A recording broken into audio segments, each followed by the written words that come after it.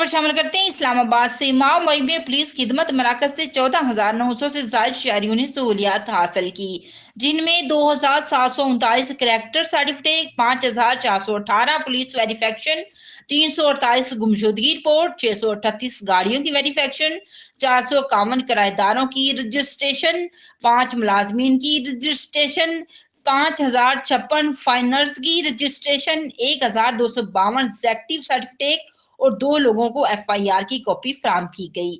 CPO Saif city traffic का इस मौके पर यह कहना था कि पुलिस खिदमत मराकज के कयाम से शहरी वक्त की बचत के साथ साथ दीगर परेशानियों से भी बच गए हैं।